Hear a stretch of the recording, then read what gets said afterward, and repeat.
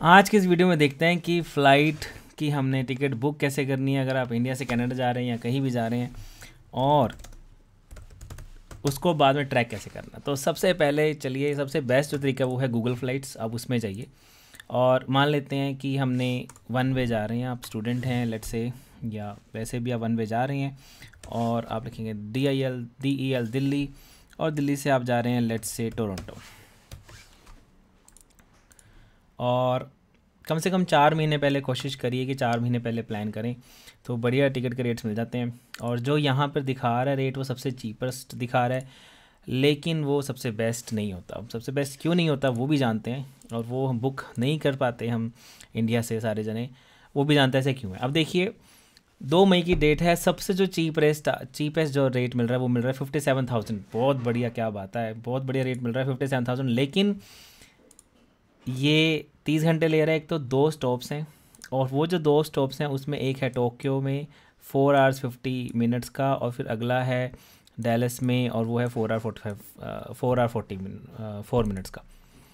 तो जो लेओवर वाले जो फ़्लाइट्स हैं वो सस्ती टिकट वाले होते हैं, और कई बारी तो चेंज ऑफ एयरपोर्ट भी होता है, वो तो फिर बिल्कुल ही नहीं हो पाएगा। तो इसलिए बेस्ट हर बार ये मिल भी नहीं पाता। तो अब आप सोच रहे हैं, मान लीजिए फ़र्स्ट टाइम जा रहे हैं हम, तो हम नॉन स्टॉप जाएंगे। तो लेट से हम नॉन स्टॉप पे हम क्लिक करते हैं। इसमें सारे फ़िल्टर्स इसमें हमारे पास अवेलेबल हैं। तो नॉन स्टॉप अगर आप जा रहे हैं तो ये देखिए, ये सबसे बेस्ट रेट निकल कर आ रहा है एयर कनाडा का फ़्लाइट का, और वो भी 98,000। तो चलिए, एयर इंडिया पे अगर जाएंगे तो 1,14।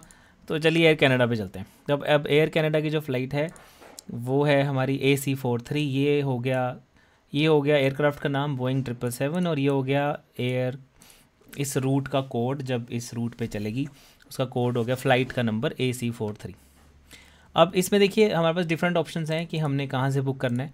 मेक माई ट्रिप से, गोआईबीबो से करना है, book directly with air Canada करना है। अब ये देखिए, इसमें मेक माई ट्रिप और गोआईबीबो पे और सस्ता पड़ रहा है, और मेक माई ट्रिप और गोआईबीबो तो हम आराम से इंडिया से बुक कर ही सकते हैं बिना टेंशन के।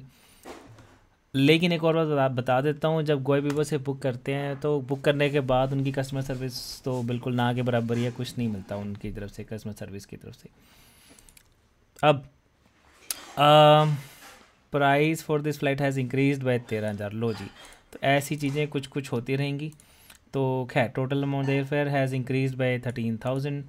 अब ये हमें टोटल अमाउंट इसमें मिल रहा है, राइट। इसमें आप आगे बुक करने के लिए, अगर मान लीजिए आप यही बुक करना चाहते हैं, तो सारी डिटेल, एक एक डिटेल ध्यान से पढ़िए।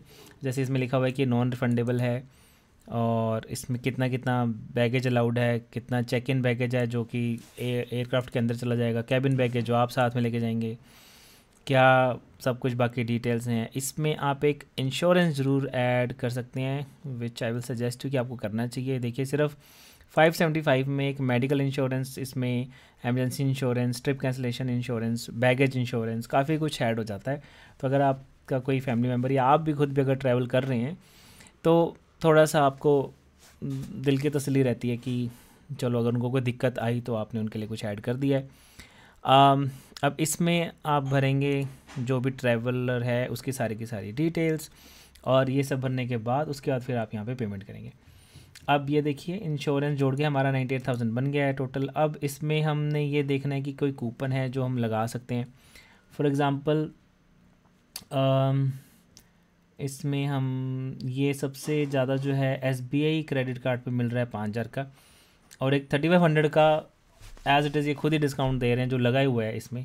तो अब अगर आपके पास SBI क्रेडिट कार्ड है, या आप अगर आप अरेंज कर सकते हैं, तो आपको 1500 एक्स्ट्रा जो है डिस्काउंट मिल जाएगा इस पे, और ये जो है वो टोटल प्राइस में से कम हो जाएगा। तो अब सबके पास वो क्रेडिट कार्ड का ऑप्शन अवेलेबल भी नहीं होता, तो फिर you have no other options, या आप वो क्रेडिट कार्ड अरेंज कर लें किसी से, ये हो जाएगा। अब आपने एक बार टिकट बुक करा ली, सब हो गया। उसके बाद जब जो टिकट आएगी उसका 2-3 फ़ोटो स्टेट्स निकाल लीजिएगा। अब हमने फ़्लाइट ट्रैक करनी है ऑनलाइन भी, आज की डेट में हम फ़्लाइट ट्रैक कर सकते हैं, वो कैसे करनी है।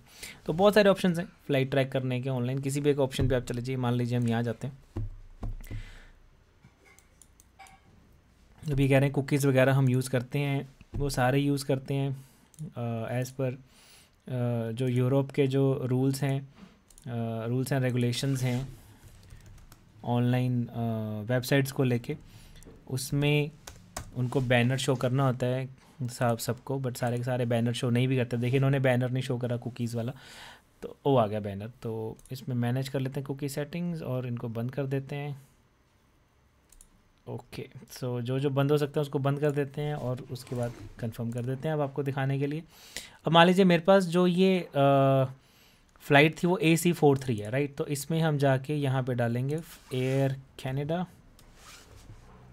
ये आ गया एयर कैनेडा। उसके बाद AC43 हमारी फ़्लाइट होगी। और हमने जो ये देखी है, ये हमने देखी है 2 मई की, राइट। चलिए रोज़ ही रही है, बट 2 मई की दिखा रहे हैं और थोड़े दिनों का 2 3 4 5 6 7 एक हफ़्ते का शेड्यूल अवेलेबल है। तो लेट से आज जैसे 25 है, आज का देखते हैं। ये निकलती है 11:22:50 पे। तो ये देखिए शेड्यूल थी 23:15 पे, एक्चुअली ये निकली है 45 मिनट्स लेट और ये डिले हो गई है बाय 1 आवर 5 मिनट्स।